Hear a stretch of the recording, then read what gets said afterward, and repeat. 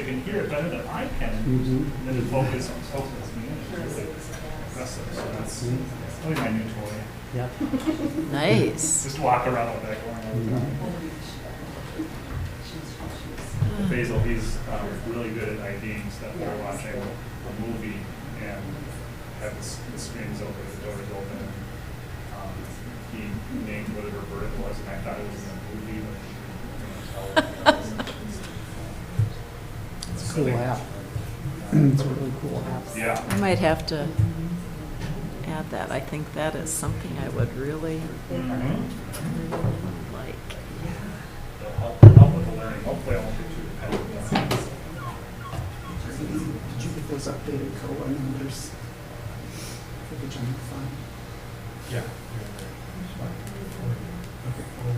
Plus, we have all of the tips. Oh. Emails.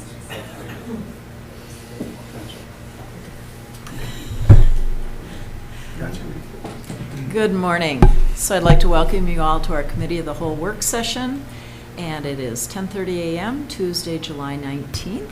And we're here with our agenda. We have minutes from our past work session on June 21st. And then we have a number of presentations. So I'd like to welcome up to the mic Linda Jurek, Visit Cook County, with our 1% budget review, and Nick Kusick as well. Welcome to both of you. Thank you.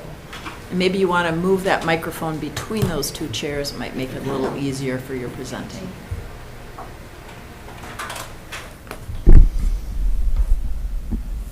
So this particular presentation is going to look at this year's budget, the 1% budget with final carryovers. I'm going to kick this off, and then Nick's going to talk about a little bit of the new programming that we put in place. So, as you all are aware, 1%, which is that additional lodging tax, in addition to the 3% that we collect at Visit Cook County, it is something that I come before this board every year just to review the budget. It's something that's mandated or required under that ruling. And I just wanted to give you an update that, you know, when we were before you last July and August and September, before we went to the legislature, we were not successful in getting the renewal, but that's only because there was nothing that was successful. So we will be going back and doing the same thing this year. I don't believe, and I'll do some research and talk to Brady. Because you've all approved that renewal process, I don't believe we need to come back to you to go to the legislature this year. It's kind of the same thing, new year, moving it forward. It's going to be a little bit more, I don't want to say difficult, but it's probably going to be a heavier lift this coming year because we have so many new faces. This past year, I testified in front of the House Tax Committee, the Senate Tax Committee. House was Zoom, Senate was real life on the floor, and of course we've lost our champion with the retirement of Senator Bach. So we'll see what that looks like. There's 67 legislators that are changing positions, so there might be a lot of education that we need to do. But in the big scheme of tax bills, where we kind of get buried, we're a small peanut, so hopefully it will all go well. If it goes well, what we're going to be doing at Visit Cook County as we approach our next fiscal year is we're going to have to do a duplicated budget because the 1% would expire in the middle of our fiscal year, which is November of '23, so it'll be a little bit different. And then I also just wanted to say, before I pass it off to Nick to talk about some of the events and programming, is that coming out of COVID, we did have some significant carryover. So we, as a team at Visit Cook County, sat down and we had a number of discussions on just being innovative on how we could support different events and different programming with that 1%. And we did implement some pretty interesting programming and events for this coming fiscal year. There's still some carryover there, so we're staying as flexible as possible as new things arise. And being very contemplative and thoughtful on how that looks going forward. And then, do you have any questions on that process, where we're at so far? Maybe we can just, Senator Bach spoke to the tax committee as well, right? Yes, we did it together. Right. So maybe we could just play that clip for them, you know? Yeah, we could do that, exactly, not a bad idea. Yes, I was with Representative Eklund in the House and Senator Bach, so, and he's such a champion, and he knows it so well. Yeah, That that'll be the interesting piece and part. But I think we have a really strong program with our 1%. We're using it, and the tourism associations certainly are very thoughtful in how they implement programming and events within their tourism district. So yeah, it got to be quite a large budget, over $600,000, as you probably saw. So that's been a lot to be thinking about, and very happy to have this guy who's managing all the programming quite well. Well, the only other thing I wanted to say is, you know, we hear a lot, I'm sure, you know, I'll hear a lot of feedback about the 1%. And, and just, you know, what I really like to lean on is, A, it doesn't come from our community. Exactly. Right? It's brought in from visitors. But then also what I'm really impressed with was how it's decided to be used, and that process of having the separate, smaller tourism boards allocate that. And I just think that's really good because, you know, it kind of brings it down to that localer level, and really the impacts, I think, are more fruitful that way. Yeah. It's more closely at that level. So. Yeah, I believe that is a really critical strength of our organization. You know, Visica County can take that 3% and mark it all day long, and we do that quite well, obviously, I think. But when we really talk about bringing community together and bringing a county together to discuss, I mean, they're vastly different in what they want to do as far as programming and events. But it's the same conversation, and we're able to pivot and shift and, you know, move to each area. And really very pleased to have Grand Portage back at the Visit Cook County table this year. Bobby attended our last Visit Cook County board meeting, which was so grateful. Before Nick talks a little bit about that, I can just say that we, Kirsty and I, as Director of PR and Marketing, went and met with the council and Bobby and really brought them up to speed on what we could do for them as a marketing organization. And they were a little bit surprised, you know, that the story of Visit Cook County and the marketing initiative, as many things got lost during COVID. That was one of the things that got lost. You know, Norman passed away so right away, kind of before that, and then there was just this flurry of misunderstanding, and so we're really happy to have him back with us at the table and with all of our marketing. So Thank you for reaching out. Yeah. Only other thing I'd like to keep the board in the loop is the Parks and Trails Commission invited Linda to attend that meeting, or those meetings in general, just because of how important you know, recreation, outdoor recreation is to our community, and how there might be some synergy there. And just looking at how some of those more local tourism boards use the dollars, I think there's interest in other outdoor recreation opportunities there too. So I was just really grateful for having you there. And it's fun. just a good conversation. It's good for me.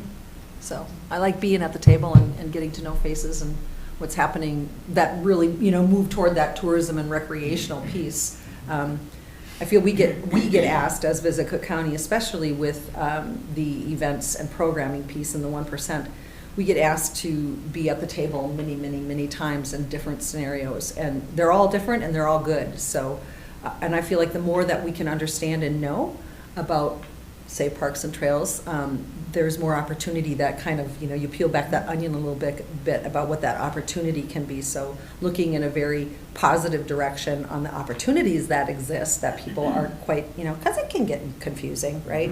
So awesome. Thank you for inviting me. Nick, any other questions? Sorry. Commissioner Storley. I was just sitting here thinking about when Brady and I worked on that 1% sales tax a few years ago. We were one of the Lodging tax? Mhm. Lodging tax.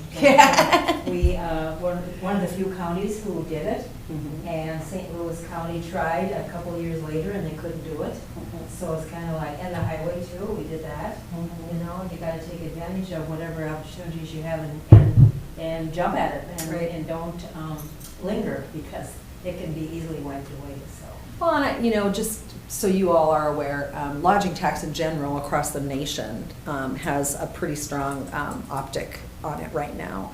There's a couple counties in Colorado that did not collect lodging tax, that were able to capitalize on a lodging tax to use it for work outside of marketing. So we're really aware of that, and I'm very involved at the state level, sitting on the board of the Minnesota Association of Convention and Visitors Bureau, so I'm very, very much aware. So for instance, little story, sidebar. When I testified at the House, the folks from Woodbury testified right before me, and it was to divert lodging tax for infrastructure and cement and mortar.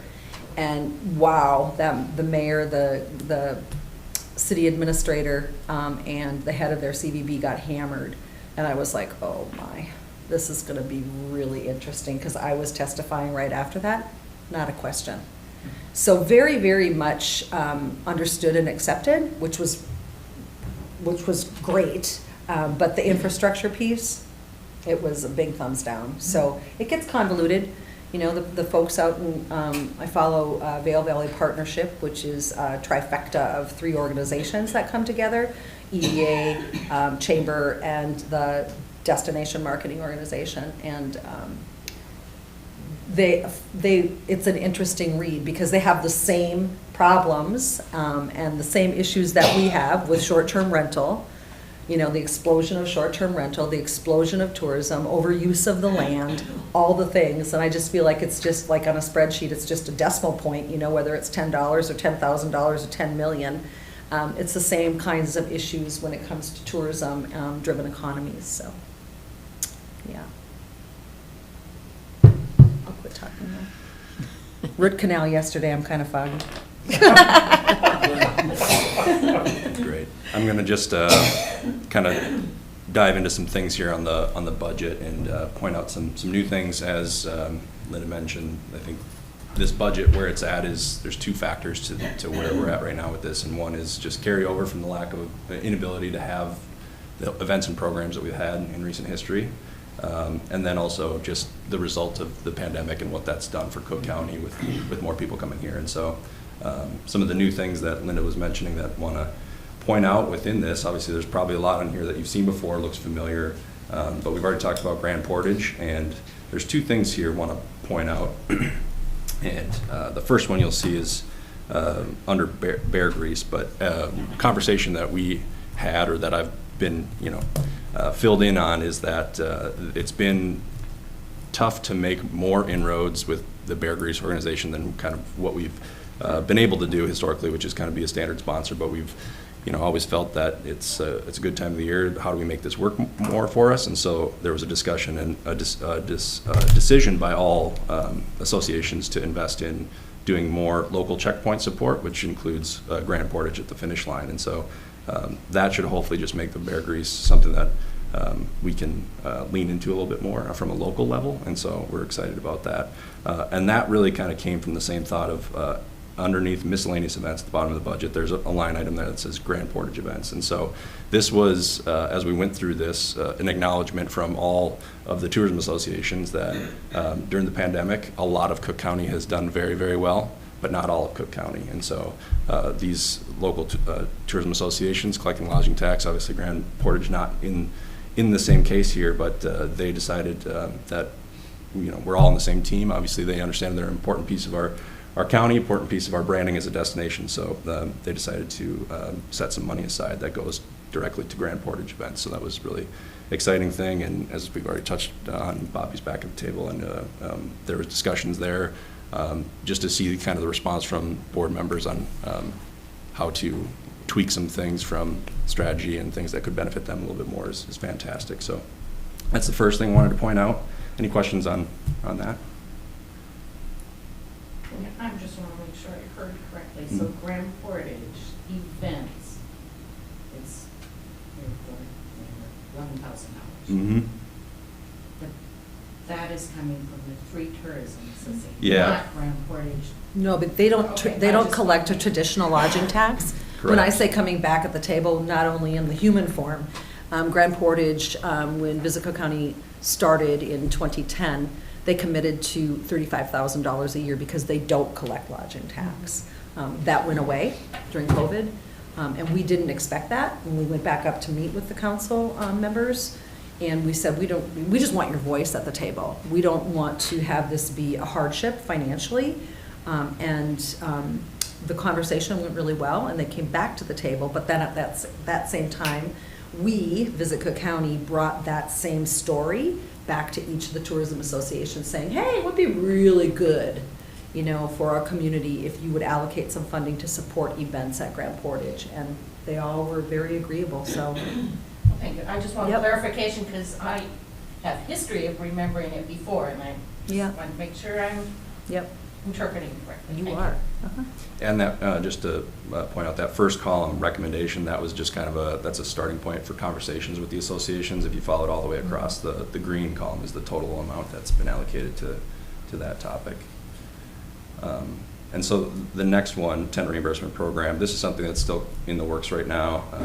Agree with what's been said about the strength and value of having the decisions with the 1% come from each tourism association and drilling it down to the local level, especially with a county that's spread out and communities that are different. But it just takes a lot of work to put a program together that spans across all of them and say, what do you think of this? That's good. Go to the next one. This needs to be changed. Then we got to go back to them.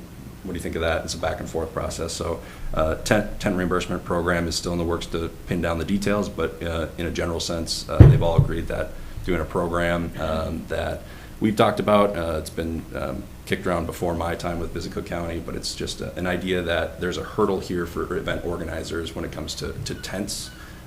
We get questions a lot from Visit Cook County, can we use any tent yet you have? Instead of trying to loan out our equipment and start a rental service or something, a tent reimbursement program seemed like a natural fit for that, and everyone agreed that that could be a good fit. So still working on the details and the exact language on how that's going to work, but that's what that is.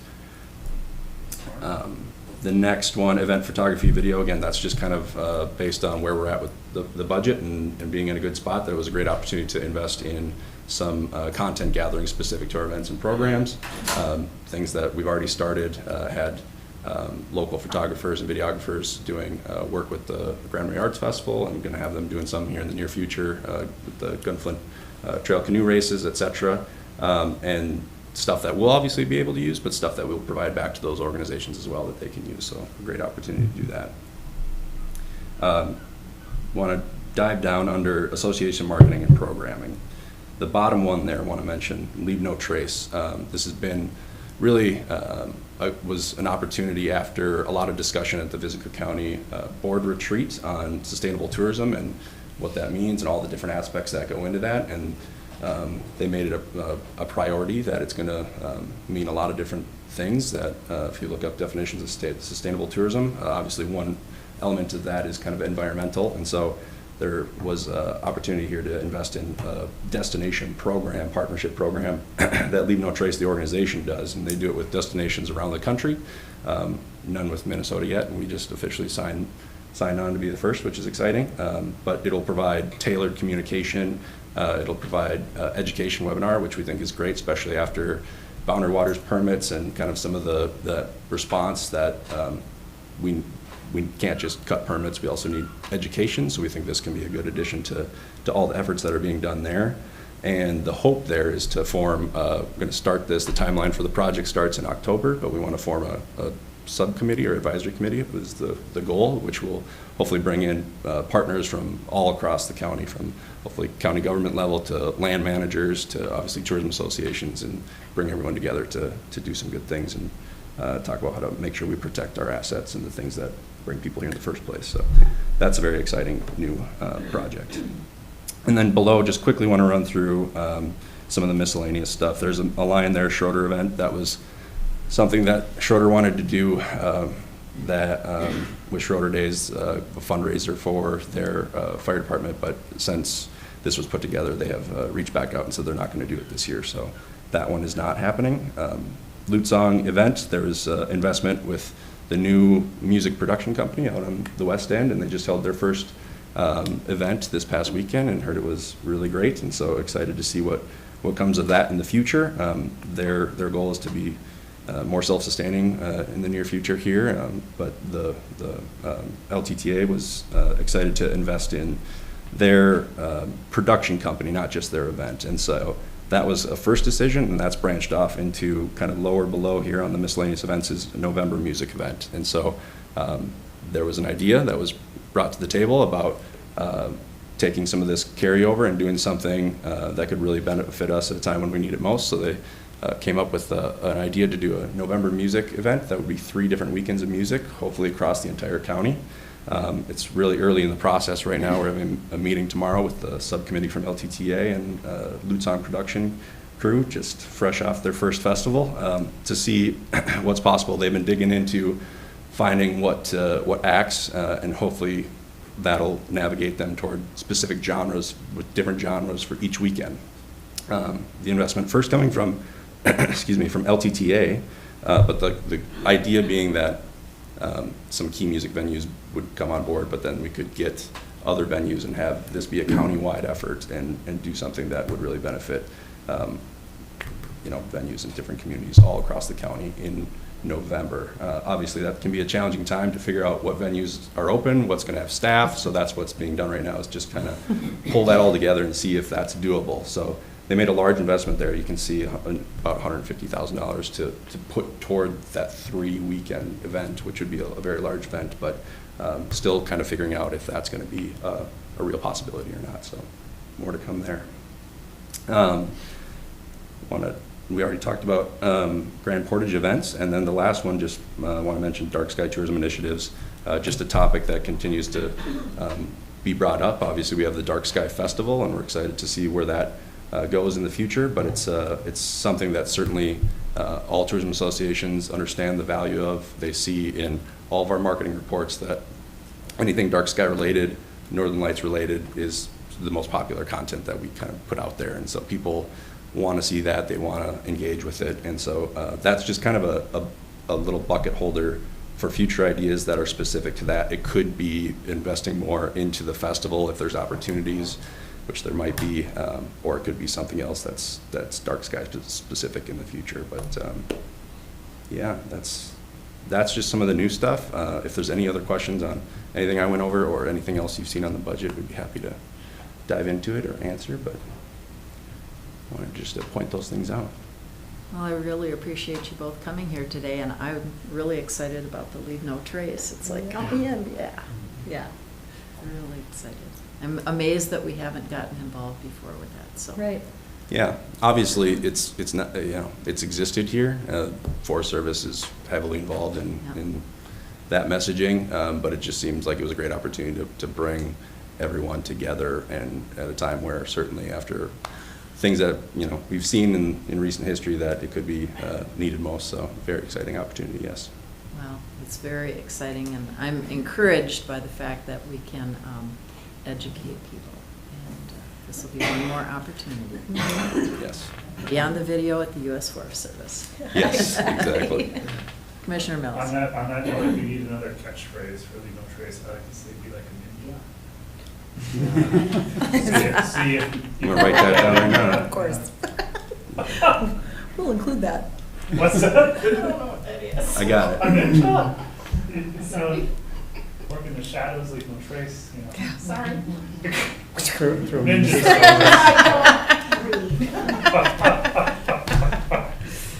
Yes. There's one trailing thought that I just want to make sure that we're all aware of. If the 1% goes away, and knowing that we came into this year into our budget cycle with a pretty significant carryover, we did mention to each tourism association that you could keep this piggy bank of dollars, because it's going to be some pretty hard decisions that would come if it doesn't get renewed. When you think of extracting this out of the support for programming and events within our community, it's going to be pretty tough on some of the not-for-profits. So then back to the tourism associations, if you want to hold some money, to be able to, once that collection ceases, if it does cease, in November of '23. So you'll see some carryover dollars there, we're really aware of it, and our associations are also very aware of those carryover dollars that are sitting there in kind of their association piggy bank, if you will. Commissioner Mills. I just want to thank you for your flexibility and your thoughtfulness in all of these areas. You know, we get the reports on lodging tax and sales tax, and it's always staggering. Just what I guess not always. There was a decrease recently, but it's just very eye-opening. And so, you know, I just really appreciate the work that you do with that and using it wisely and really, you know, responding to community concerns too with sustainability and just what kind of strategy we should have instead of just a flood being more strategic and thoughtful. So thank you for all of Thank that. you. Thanks for the report. You bet. Other questions? Commissioner Hawkins. Yeah, thanks for coming. Thank you. I have a question, well, I have three, I think, here. First of all, I want to start with the art colony. So we, as a county board, gave the art colony $10,000 this year for the festival. And I still don't see that on your budget here. Can you explain? It's just listed as GMAC events. Okay. So it's- So the art colony is getting funding from the 1% for their Correct. festival, okay? Yep, it's for their events and programming in a general sense. People kind of associate it with the Arts Festival being the most visible, but it just kind of is for their events and programming in a general sense. We've asked that they include Visit Cook County in not just the art festival, because that really goes not against, but you know, when you think of tourism and the need for us to promote July and August in a typical year, you know, we have tourism here. So what we've asked is our big economic not-for-profits, Art Colony, North House Folk School, is whatever they receive for funding, that they broaden that awareness of support from Visit Cook County throughout the year, and they'll silo it into one event that is sometimes in a month where we really don't need that driver. So becoming a very, very much a sponsorship or programming and event programming partner throughout the year. Is that funding new then for the art colony? Nope. Mm-mm. It's been there for as long as I've been here, which is now 9 years. That same amount? No, it's fluctuated depending, I mean, when I think of starting with Visit Cook County in 2013 and this starting in 2010, and part of the impetus of Visit Cook County, when you think back of the last pretty significant recession of 2008 and 9, tourism was not what it was in 2008 and 9 as it is today.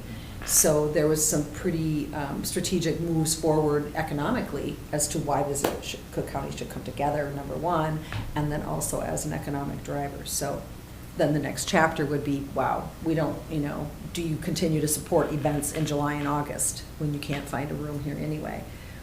Back to, I just wanted to say a comment about I'm not going to call it a dip. I'm going to call it a leveling out back to when we think of 2019 and you look at the lodging tax report and people are going, well, you know, there's a dip here. We're still not back to 2019 levels. We are falling back from 2020 and 21 levels. We at Visit Cook County, because there's always that conversation out in our community about tourism and tourism impact, and tourism can just go away. And if tourism went away, we probably would all have to go away from living here and working here. So we at Visit Cook County are working toward engaging in a tourism economic impact study with an outside organization, which I feel will be really good because it can go hand in hand with our new housing study. You know, we can look at those things together and very thoughtfully, and it's done from an outside organization. So we're about that close to jumping on board and having that work done as well, which will collect the sales tax data and, which we don't have the capacity as a team to set one person on doing that study. So just so you know, we're thoughtful on that, and we're working hard to get there. Awesome.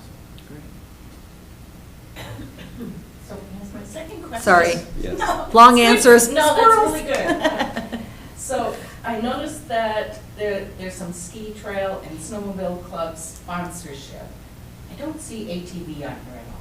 how do the different organizations request money from?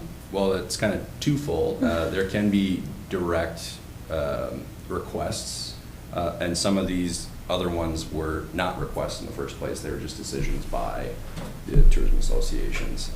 So it's kind of a mix, and you could probably provide a little bit more background history on how that's gone from a request perspective historically to kind of build this roster of where we're at today. But yeah, there's certainly always an opportunity for anyone. We kind of, we get different requests, people reaching out, and they ask, what do you think about this? And I said, we've had this just recently talking about a different event. It's like, we can always bring it to the table. We can always bring a request to the Tourism Association. So if you know of, someone or an organization that would be interested in bringing a request to the tourism associations, whether it's one specific tourism association or the time where we kind of really dive into this with all three of them, we're always open to bringing that to the table.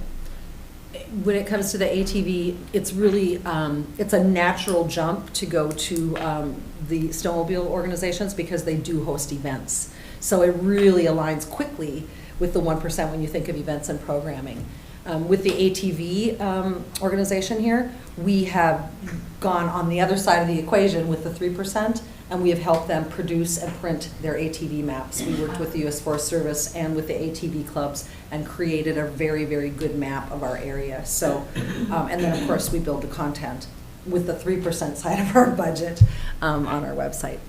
Thanks for that clarification. Yep. That just because it doesn't show here. Right. It Doesn't mean that yep. you don't- Thank you.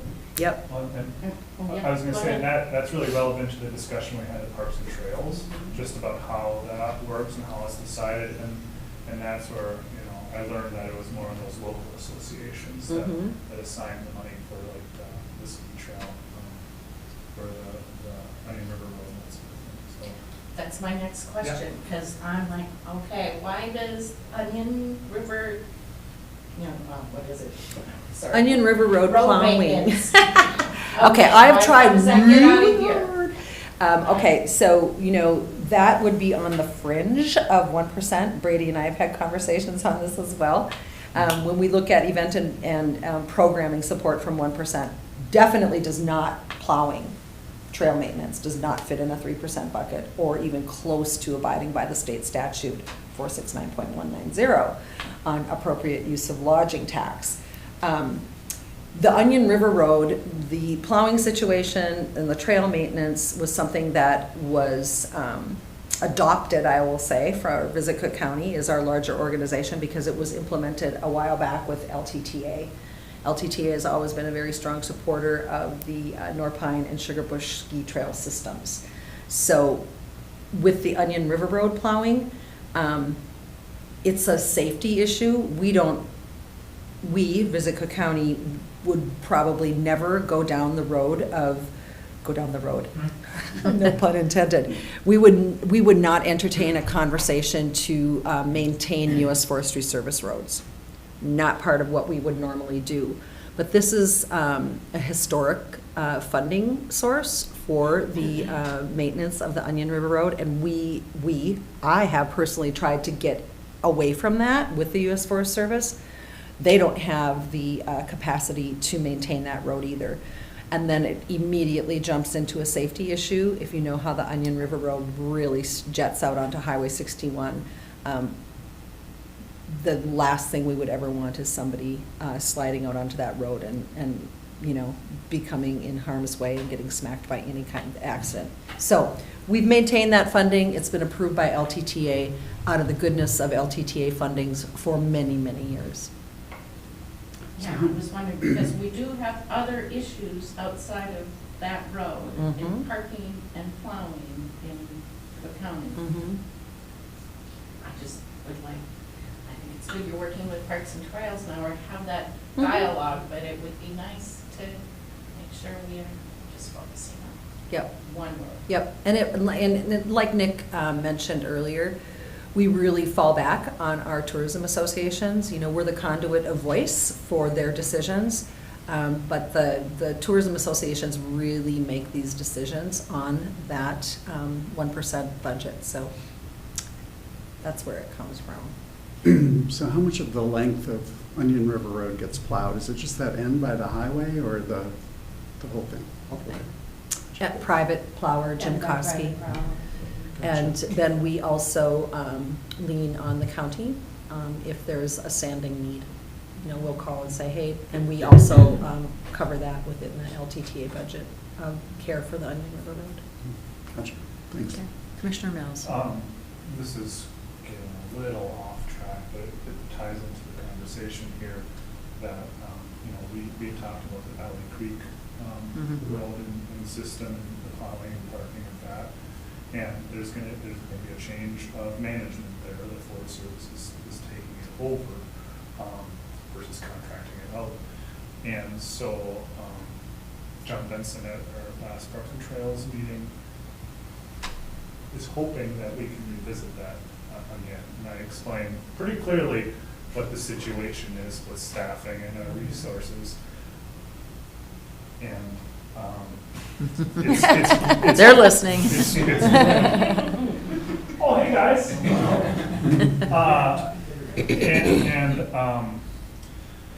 But he's just hoping, and I'm with him, I would like to help out, but he's just hoping we can continue the conversation.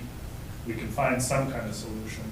I think it'd have to get creative, and I'm going to be leaning heavy, way back here, but I'm hopeful, and so and I don't know if there's going to be a role for I guess would that be the Grand Right Tourism Association, or where would that, whose jurisdiction is that? It's pretty, we have it's another whole story. There's two small areas of unorganized property here in Cook County. It's pretty close to that. I'm guessing it's LTTA. Oh. Well, just just- wanted to get it out there that there's hopes. Has there been another Parks and Trails meeting since the last one I attended? Yes. I did not get invited. Well, that is a crime. I will reach My out. apologies, I will and figure that out. We'll get you on the list. All right, thank you. Other questions? Well, thank you so much for coming. We appreciate your time and all the good work that you do for our Thank you. county. Thank you, commissioners, administrator, auditor, y'all. April. Thank you. Have a great day. All right. Well, our next presentation is You can just leave that there. regarding the Snowmobile Club and the pull tab presentation. And we have Randy Knutson here this morning to share his expertise. Just put it. Wherever you like. All right. Well, thank you, Chair Sullivan. Thanks for having me on the agenda, Commissioners, James, Brady, April. Appreciate it. I just have a few short comments. I don't think this will be too involved, but I hope I give you at least enough to go on here. For those that don't know me, my name is Randy Knutson. I'm currently the Cook County Snowmobile Club Trail Administrator. I also serve this group on the Parks and Trails and the Budget Advisory Group. Mostly the work as far as Trail Administrator is working with the Minnesota DNR for reporting on our trails and GIA funding and helping administer the grooming of our trails, working on grants, et cetera. Who is the Cook County Snowmobile Club? We're about 150 members, and we have 15 board members. You can see one of the handouts for a listing of our board members. We are responsible for grooming about 137 miles of Minnesota DNR grant and aid trails, and we are also on contract with the Minnesota DNR to groom a portion of the state trail on Friday nights during the season. We also, as Linda stated, we do many events, fun run, 3 different races, a fishing tournament, a kickoff party, banquet, and then we also create maps for the local businesses. By the way, I did pick up the ATV maps and I have been distributing them through town. John Benson gave me some of those. We are seeking general support from this group, from the county, to conduct charitable gambling, i.e. pull tabs and e-tabs, through the State of Minnesota Gambling Control Board. As you will see from one of the handouts, LG 214 To apply for a site, in other words, the restaurant or the bar, the Minnesota Gambling Control Board requires approval from local government. So if it is in the city would need to approve. If it's in the county or unorganized area, then the county would need to approve in order for us to do this. Also, since we need a dishonesty bond for our gambling manager, we may need sign-off. I would assume maybe Brady, because he helps us out with, our GIA funding and everything like that. What we have done so far, our president, our gambling manager, our assistant gambling manager, and myself, we've all gone through the state course that they have for Minnesota gambling. Department of Revenue. Yeah, in the Gambling Control Board, yep. Yeah. So we've gone through that course, and although we only need our gambling manager to go through the course, both our gambling manager and assistant gambling manager have passed the test, and then our president and myself also took it, just so we kind of understood everything that goes along with that. Did you pass too? I did not take the test. I just went through the whole Would you? course. I hope so, but I really don't know. I'm glad all of you took it. Yeah, right. As a former gambling manager, it's Oh, a okay. team. Great, I have another resource. So, look out. We are working with a veteran-owned and operated software company that will help us with all of the filings and setting up sites. They can do a ton, even helping with us with payroll and everything. So it's a great group. I think there's like 600 or 700 organizations. Did you go through a software company by chance? No, I did it all by hand. Okay. Well, we're very happy to have the ability to You use a should software be. company. It's minimal a year for what they do. It's pretty incredible. We are also working with a state-approved vendor for the equipment that is needed to conduct charitable gambling in the state of Minnesota, and our board has approved us to move forward in this direction, and they have also approved startup funds up to $15,000 to get started. So a lot of equipment that needs to be purchased, especially with the e-tabs. There's a lot more leasing and contracts on that sort of thing. Why do we want to do this? We need more funds to assist with replacing our equipment. When I was here earlier this year, we were requesting support for a grant through the FRTP, the Federal Recreational Trail Program, which thank you for that support, because we did get the grant for 2 different drags. Just 2 pieces of equipment like that is $58,000. So this equipment isn't inexpensive. I explained that we were working on an equipment replacement schedule. Thank you, April. As you can see from this schedule, we have a lot of equipment, and much of it is getting old and in need of replacement soon. I did miss a couple, actually one other piece of equipment, but as you can see, and this is all kind of some used, some new prices, it's about $1 million. So that's a lot of equipment. A lot of our equipment is old, as you can see. One of the Snowcats is from 1998. So that's why we're kind of seeking this, to help us be able to turn that over a little bit better. Currently, there is charitable gambling in Cook County at Birch Terrace. That money goes to a group outside of our county. We are in discussions with them, and they are interested in switching over to us if this gets approved. I believe that would be a city approval. But we have 3 other businesses that are very excited about moving forward with it as well. So there's different things to work out, whether it's approval or whether it's how they would like to see it operate. As you can see also, and Chair Sullivan, you'll know all of this, in handout LG 555 and page 251 of the Minnesota Gambling Control Board's lawful purpose expenditures, grooming and maintaining snowmobile trails is approved specifically by state statute for charitable gambling. Although we plan to use the funds for our equipment, we are able, under the rules, to donate to other user groups we would look at in the county, as approved by our board, and all of those, as you know, need to also be approved by the Gambling Control Board. Any questions? Sounds awesome. It is a very, very effective way to raise funds.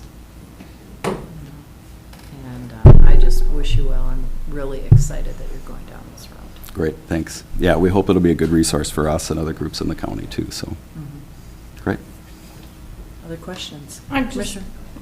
because I really don't know anything about pull tabs. Yeah, My recollection is we used to have, the American Legion had Right. pull, are there any current licenses out there in the county? Just the. Just the Birch one at Terrace. the Birch Just Terrace. Birch Terrace, which goes to someplace else, okay. Yeah. Goes to I just wanted Brainerd. to make sure I yep, knew that, okay. yep. And I think the Legion, they just decided it just didn't work for them at the time, and they had it a little bit while it was. We ran it for 3 years. It Okay. was through the American Legion Auxiliary. And it was very successful. We were able to give a lot of money to nonprofits in our community, Food Shelf, Cook County Council on Aging. I mean, we found a lot of different venues and a lot to the Silver Bay Veterans Home. Oh, which great. Many of our veterans here in Cook County wind up living there. So that was a real focus for us. But it was a very, very effective way of raising funds. There's a lot of paperwork. I'm really excited that you have some software to help you. Right.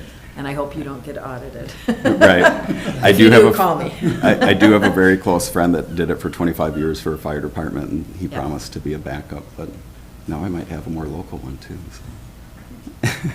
Commissioner Mills. I was just gonna say, in my bartending experience, it was not uncommon to get a request for full time, so, Okay. and we're gonna work to offer them, but it seemed like a really great way to raise funds, so I appreciate it. Right, thank you. Absolutely. Administrator. Well, I was gonna say, Randy, 137 miles of trails, that's no small feat. Right. And I recognize that it takes a lot of resources to do that maintenance. And I also recognize how important, snowmobiling is to our winter economy. So just want to say I'm grateful to the club for its leadership in this area and making sure that we have good trails for people to use. Great, thank you. We enjoy it, so we love doing it. Does your club cover the whole Cook County, or what part? We stop at just near Lutzen Caribou Trail. That's kind of the state trail portion that we're on contract with. And then there's another club, the Lutzen Trail Breakers. And then there's Grand Portage, of course, that I don't know that they're set up as a club, but they do a lot of miles as well. We have to do a lot in conjunction. We had one of our pieces of equipment got stuck, got damaged, and that weekend was the Grand Portage run.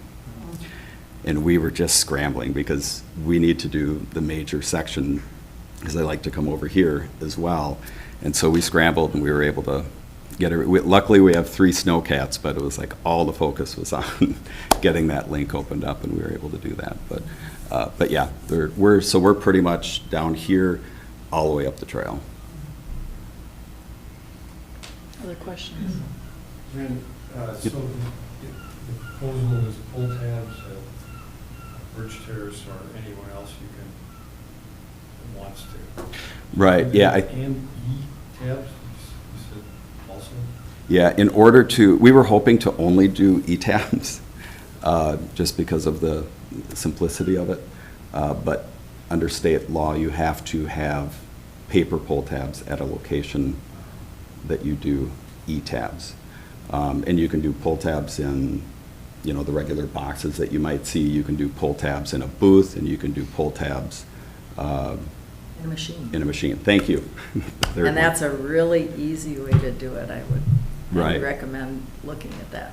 Yeah, we do have a couple locations that wanted a booth, and we're like, I think we'll recommend the machine, because I don't think they realize what a booth means, Yeah. right? Yeah, just staffing, and we already have a problem with staffing, so we don't want to add another layer to that. So, Commissioner It Rogers. just made me think of one more question. Mhm. Is there a limit of how many establishments can have pull tabs in a county? there is a limit to the type of establishment that can have them, so they have to have a certain amount of liquor and beer sales. You can't pull tabs unless you. Unless you're drunk. Really? Is that? Isn't that interesting? The only thing I can think of is that they didn't want, like in South Dakota, where you can have a, one-armed bandit in a strip mall. And that's all you do is sell coffee and whatever, and I don't know. Didn't know. Yeah, that's just a guess, but you might know. I have some stories to share with you. Quite a few, actually. All right, I'm looking forward to it. So you might have them in other places in the county too, up the trail? Right, we do, yeah, that's really kind of what we're seeking. I don't think we need you guys to sign off on a city one. Not a city one, but the We're more than happy to county. do that. But yeah, we do have 2 locations outside of the city that are interested and 2 inside the city. Commissioner Mills. I just, again, wanted to express my gratitude for your leadership and getting this, pulled together for the community. And also, I've heard a couple times now you're saying other organizations within the community, so I really appreciate that aspect as Right. well. That's just awesome, keeping us all together. Right. Together. Yeah, it's important. It's important. So the other thing I'll just add is when Randy came to me to first talk about this, putting this on the agenda, I come from an area where pull tabs are not a thing. And so he started talking about, yeah, we'd like to do pull tabs, and he started going into what the plan was. And to me, a pull tab is something like in a pop. And so I'm listening, and I'm like, he's talking like I should know what this is.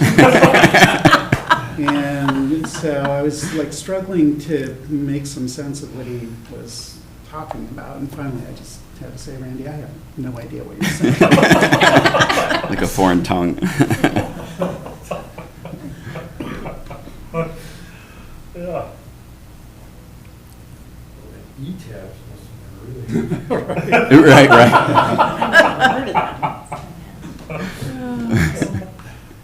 Well, thank you so much for the Great. presentation, the information. I'm very excited, and I'm sure we will hear more. You bet. Thank you, Chair. Thank you, Commissioners. James, Brady, April. Thank you. Thank you. All right, and our final presentation this morning, we have the Highway Department coming forward to talk to us about alternative de-icers. And I'm excited about this one. Good morning. Good morning. Do you want to sit nearby the microphone? We also brought our new superintendent, so everybody, this is Matt Nessheim. Hi, everybody. Welcome, Matt. Him and Josh are going to have about a 2-week overlap with each other. So we are changing that to as many things as we can. We thought this was a good start. Anyways, Josh is going to give, it's not a fancy presentation, but he's just going to tell you everything he knows about De-Icers. Not a fancy guy. If you want to take one, I just brought a pamphlet from one of the products that we've used that a lot of the things that I'll say are in there, but just for something to kind of check out. So since we've started, we've been thinking about and acting on trying to find reasonable alternatives to traditional road salt, which most agencies are, or trying to find a way to at least reduce how much you use, because it's bad for the environment, it's bad for our vehicles, but it works. So one of the main things that we've landed on trying is potassium acetate, which is a little bit outside the box. We started small, really small, because this isn't something you want to rush into and just say, we're just going to break the mold and try something completely different on a major roadway. So we bought 5 gallons. So that's how small we started, which is obviously compared to our salt sand usage, very small. Bought a couple of, sacks of sand from Bucks and treated some with salt and some with potassium acetate, and put a couple spots down in our yard and took pictures, set a bucket by the garage and just let it sit there all winter to see what it would do. Will it freeze into chunks? That's just to see what it would do. And it seemed good. So, the spots that we put it down on the pavement in our yard, it seemed to melt a little more. We didn't find anything bad happen to it. It didn't freeze. It didn't settle out. A lot of times when you're treating sand with a liquid, the liquid doesn't stay in suspension with the sand. And so there's, we were kind of trying different amounts, doing a little math to try and get down to like gallons per pound instead of per ton, or much larger quantities, but it worked out good. So So last winter, we kind of bumped it up a little bit and bought a 55-gallon drum. And we treated a couple tons of sand rather than 50 pounds of sand. And we tried to find a couple of sections of road, you know, that seemed, you know, the kind of the same conditions on each side of the road. We tried some pavement, we tried some gravel, and we took 2 trucks that were both, you know, it seemed like their calibration was really spot on, so that we could put down the exact same amount of salt sand down one side of the road and the same amount of potassium acetate treated sand on the other side, and then see what happens. So we, even I think Robbie came with me when we were looking at it one day. You know, we took the pickup and we'd get up to 35 miles per hour and slam on the brakes and see what happens and see if you could tell the difference. We got out and dragged our feet to see, you know, can you feel any traction difference? We took pictures, can you see any melt difference? You know, those were the things, the 2 main things we're looking for from winter products, right? Like, how much does it melt? How much traction do we get? And overall, it was a very cold weather when we did that. So at that time, pretty much neither product was giving us any melt, which was fine. You know, so sand obviously only works to around 15 degrees, or I'm sorry, salt in the sand only works to about 15 degrees. So we really weren't expecting much, if any, melt out of that product. And similarly with the concentration that we were experimenting with on potassium acetate sand, no melt. But again, nothing bad happened. So it performed equal to salt sand, we would say, and potentially slightly better as far as sticking to the road better, because it's a wetter product. It kind of plops off the spinner rather than flying off, for lack of a better term, and it just kind of, it just kind of stuck to the road a little better, it seemed like, which would be what would be expected. You know, a lot of, like, you might see the MnDOT trucks even with the brine tanks, they're going for the same thing there. You get it wet before it goes on the road, so it just kind of plops onto the road and stays there rather than bouncing off into the ditch before it even has a chance to do anything.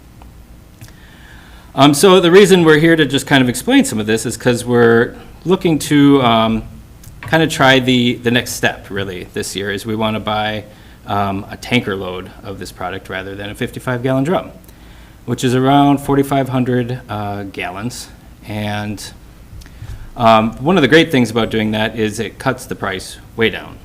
And I'll get into some of the numbers a little bit later, and I've kind of rounded them off to make them easy to explain in this kind of situation.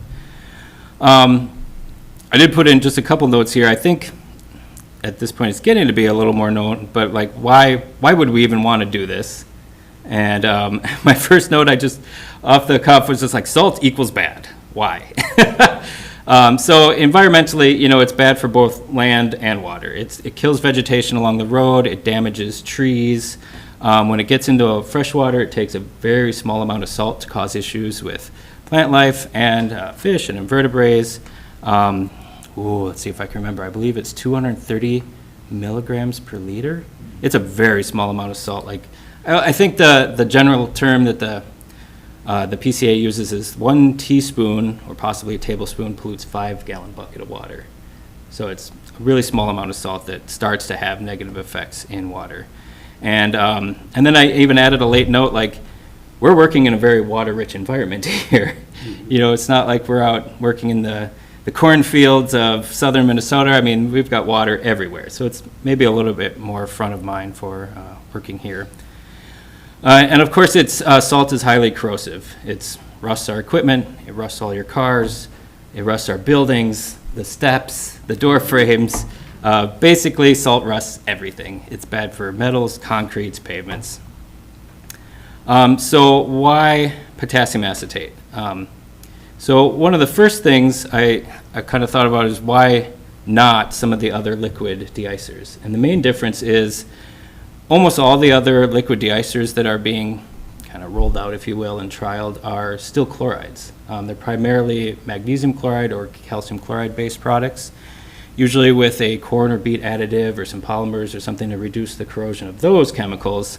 And the goal of those products is that in colder temperatures, they work better, so you should be able to use less overall de-icer. It's a little less relevant in how we work because we're not applying straight road salt to begin with. So you'll see more of those kind of salt enhancers, if you will, on MnDOT trucks again, or just in the metro, places where you're putting down straight salt rather than salt sand. But I've been using those liquids almost as long as I've been doing this, over a decade, and so far my experience has been a lot of times you lead more to what I'll call service level creep rather than a reduction in chloride. So once an operator starts getting like a little bit better melt out of their product, they're like, whoa, I can really melt this road off now. You know what I mean? So again, I'm comparing kind of a rural application to a metro application. All residential streets on any good day are getting melted bare in the metro and the suburbs, and whereas they didn't used to be. And so that's what I'm trying to say as far as service level creep. So rather than reducing the amount of chloride used, they've increased the amount of melt they're getting, which people like, and then they always just want more in my experience. So we want to avoid that. And we want to avoid, I mean, if the whole point is to reduce or not use chloride, then why would we turn to more chloride-based products? So that's kind of one of the first reasons why potassium acetate comes to mind. Some of the other notes I put on it is, so it has no chloride whatsoever in potassium acetate. It is biodegradable. It is non-corrosive, and it works in far lower temperatures than chlorides.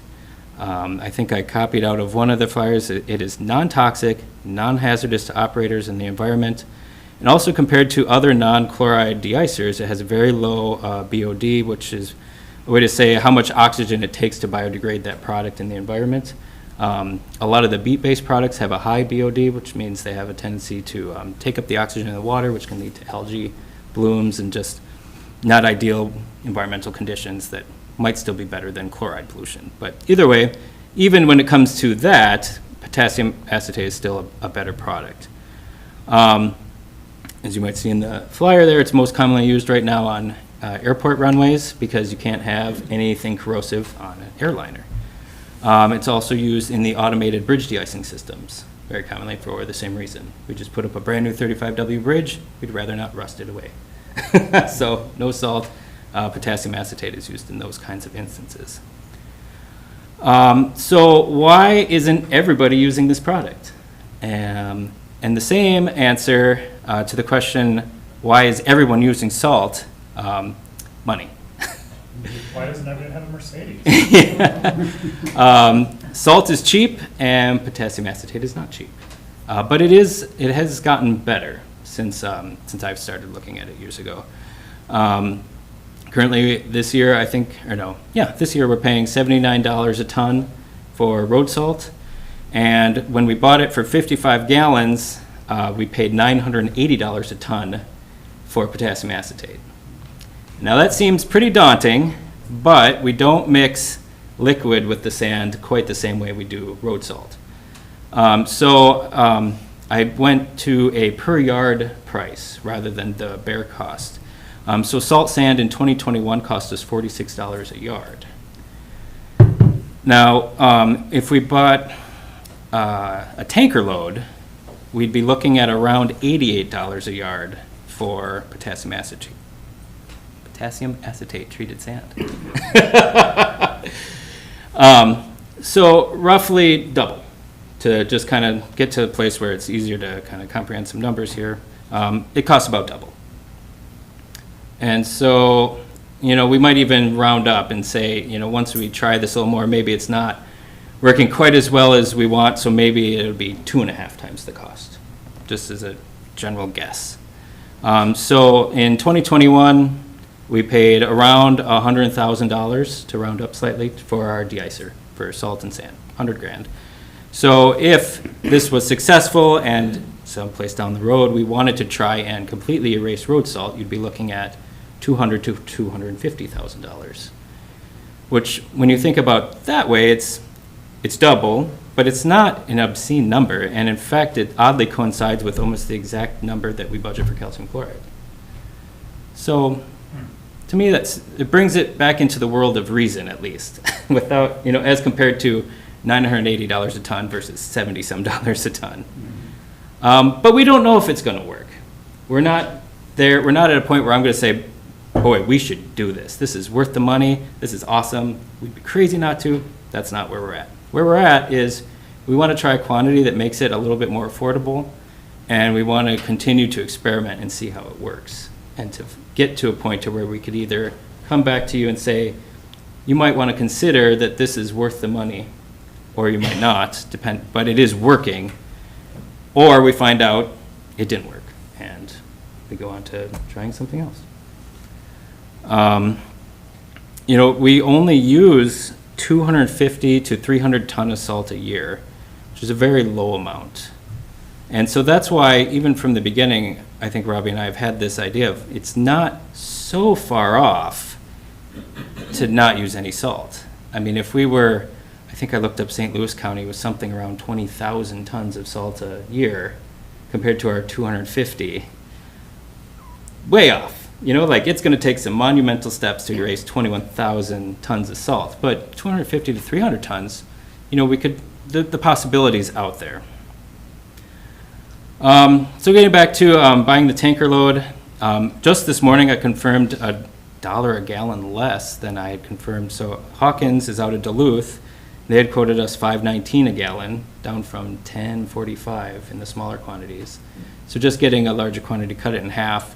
And then I found a state contract out of Iowa that's $1 less a gallon still until the end of October when they're going to really go up, because the contract was before the fuel went up, I'm sure. So we're looking at around $18,500 for the potassium acetate, probably another $8,000 roughly for the extra sand to treat, and so a grand total of around $26,500 for to continue the experiment, I guess I'll say. Talking with Robbie, I believe that's something that we really have on the plate already in our current de-icing budget, and so it's doable, but I have already applied for a $20,000 grant that I'm hoping would cover the vast majority of it, and they said weeks, not months, to find out. Yeah. So I applied a week or two ago, and we're hopeful, but we'll see. Who is that? The grant, it's called an OPERA grant through Local Road Research, I think. I forget the parent organization. It's one of the public road helping organizations. I'm sorry, I forget which one. No, that's fine. But yeah, but they have this grant for things just like this. I want to try using this product. I want to try building this thing to make public works better, and they give you money for it. Hopefully us. Administrator, you. Yes, well, first of all, I just want to say thank you guys for innovating. I think we always need to be looking for better ways of doing things. The other thing, you talked a lot, Josh, about scale, and thinking about 300 tons a winter is insignificant compared to St. Louis at 20,000 tons. But then go back to your illustration of using like a teaspoon of salt to contaminate 5 gallons of water. How many gallons of water can you contaminate with 300 tons of salt? A lot. Mm-hmm. Right? So I find this whole discussion very compelling. I think we need to be exploring this more. I know that it is a cost increase, but I think the way you're doing it incrementally is very wise. I think it's a good thing to pursue, and I really applaud and support your efforts. Thanks. Commissioner Saul. Have you factored in so if you get a truckload of this, you're going to have a tank to offload it into? Yes. That type of thing, you've got all that already set up? Mostly. Mostly. We have these old tanks that were bought sometime far before we started that are around 2,000 each, and so between those two and our hydro seeder, which is kind of what I plan to use to apply it to the sand, we should be able to find a way to hold the full tanker load. I just wanted to, maybe thought through the other pieces needed if you make the purchase. If we were to expand full scale someday, then we'd certainly be looking at storage tanks and pumps and some things like that to make it work better. But for the scale that we're looking to attempt this year, I think we can make it work. But, and the test road is going to be directly in front of his house? No, it's nice. We've kind of selected a number of spots, and I'll answer the best I can without giving away where. And I'll say why where, because I don't want some placebo effect thing to occur of, oh, this road's slippery, and this one's not, because we know there's a difference. And so the nice thing is, though, is how we're setting it up is The second we notice if anything is not up to our standards of safety, obviously safety is the most important thing, we can fix it right away. So we're surrounded by, you know, obviously all our other trucks carry salt sand, what we normally do. And so, you know, like we said, the second something does not appear to be going well, done, you know, back to salt sand, and that will just be that. Is there any downside to applying salt over the new stuff? I mean, You just get mixed, you wouldn't be able to tell, oh, you mean? in terms of a reaction? Oh, I don't know. No, you can apply potassium acetate as an enhancement to road salt, so it's, Okay. I would say no. Well, that's interesting too. Mhm. Are you doing those? No, because really our goal is to find a way to get rid of the chloride. If we were doing straight salt, I would be. If we were doing a straight de-icer route. But one of the main reasons we don't do that here, and in a lot of rural counties, is because almost every one of our routes has gravel roads and paved roads. And you don't want to be melting all the hard pack off gravel roads. And because all of our roads are dead ends, kind of, you know, for the most part, there's no real efficient way for us to separate out a pavement route versus a gravel route. You'd have to, you know, how going up the Gunflint or any of our paved roads, how would you'd have to double your trucks to be able to have one doing the gravel roads and one doing the pavement, whereas if we were on more of a grid, you might be able to make, you know, some more efficiency there, but just the way the roads are in this county, it would be so inefficient to separate. And so we're kind of stuck doing, you know, maybe melting gravel roads a little too much and maybe not melting paved roads quite as much, but that's just kind of the nature of the efficiency of it, I guess. And that's, you said you don't want to melt the hardtack, that's because the pure salt would wreck the gravel. Right, it would make it all mushy and Yeah. it'd be bad for the gravel road. You're more likely to plow off more gravel. You really want the roadbed to freeze on gravel roads. And so when you're saying salt, it's sodium chloride, right? Mhm. Okay, versus calcium. Nope, road salt is just plain old table salt. And then so for our calcium chloride treatment, this is primarily a de-icer, right? It's not used, is it also a binder or? So the calcium chloride that we're putting on the roads right now, it's the same product that you might apply as a de-icer. And honestly, I've wondered at some point, is there so much calcium chloride in the roadbed that it causes melting issues in winter? I don't know yet.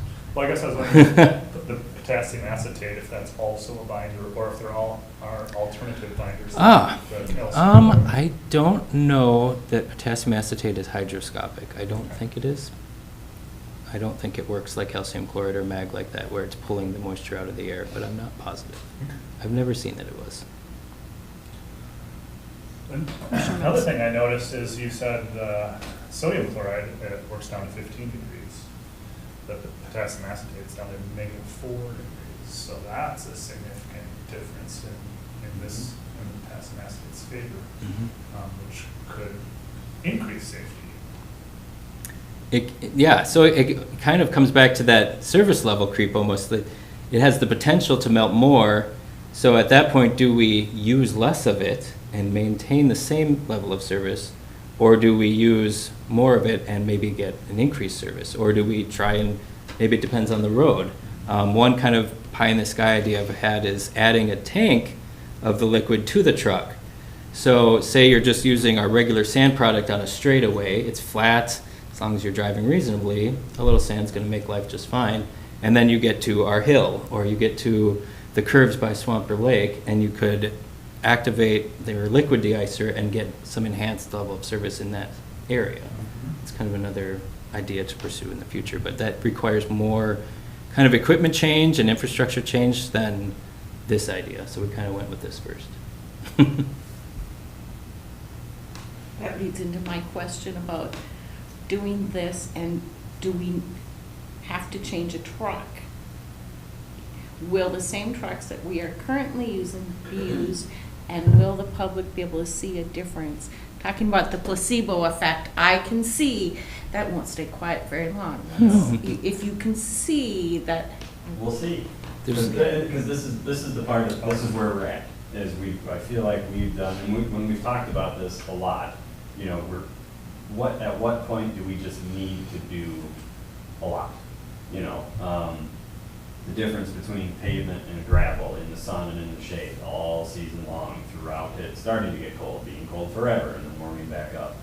Similarly, people driving on it forever and ever. Also the constant application of it over and over again, you know, along the same stretch. And, you know, we just haven't had the scale to do it yet because, like Josh had mentioned, with the cost of it, buying it smaller amounts, well, we could do a little bit, but some of it had already been previously treated or, you know, was only in a sunny spot, for example, so we don't know how it does in the shade.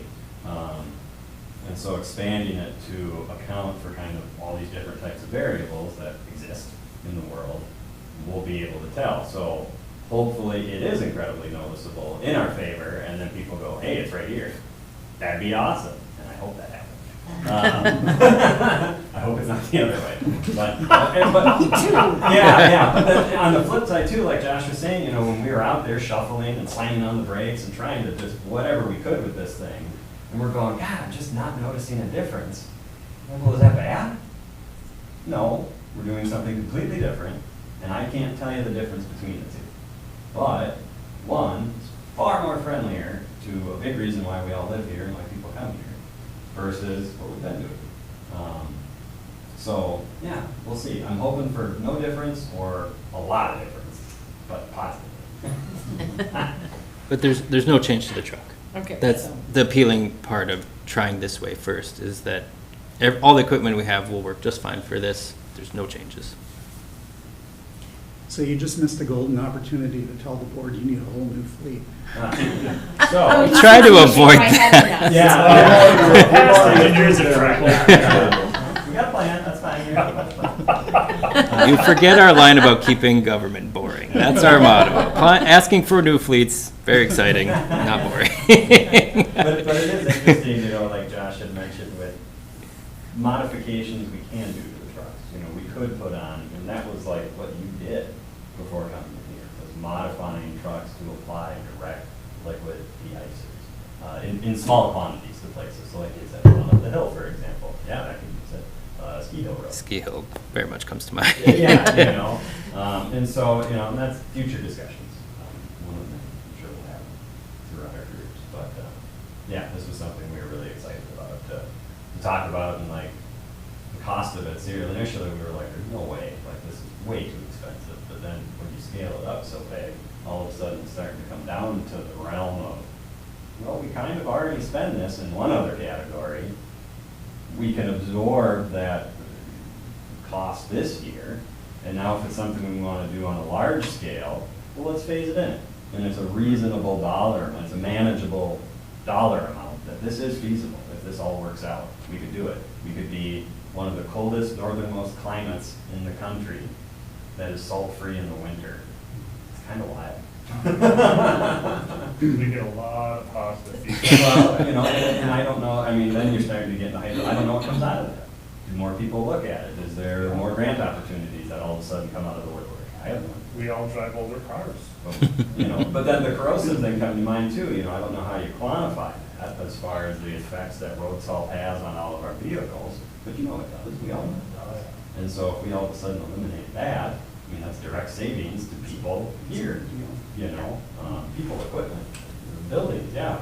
Well, yeah, for our own equipment, they're the ones that are most affected by it. Well, yeah, you've seen our trucks. Yeah. That's what I mean, when you're the one distributing it, Yeah. vehicle, you're getting the most, you know, effect from it, and that's one of our largest capital expenditures is, you know, on these large pieces of equipment, so. Exactly. No, I really applaud the thought process and not just giving up on it, you know, and continuing to evolve on it, because, yeah, it is, I know, we're trying to keep it boring, but this is pretty exciting, quite frankly. We're very excited. I think we're all excited. Yeah. This has some real potential. It does. And it, you know, I think the examples you can look at of any other place, not just St. Louis County, but the metro everywhere, of, you know, the amount of salt they use per event is, you know, multitudes more than we use annually. So then that's where we started with this. Well, shoot, we're already at 250 tons.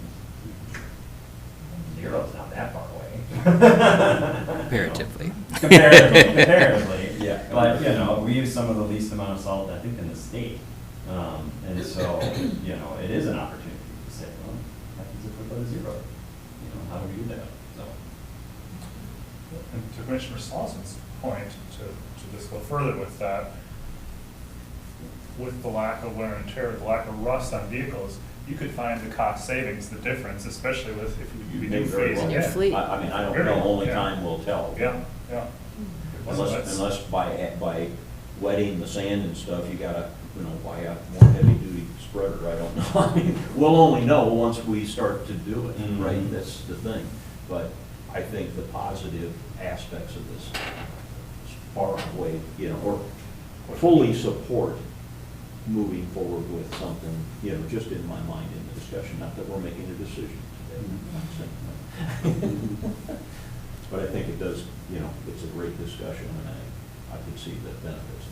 Yeah, and obviously, once we get through the season and stuff, we'll have way more information to go on now. Or you'll know pretty darn quick whether we pull the trigger, or, everything's great, or nope, we're done. And if Well, we, I'm not sure we're gonna get any snow this year. Yeah. That's what it was last year, I mean, I think it's done.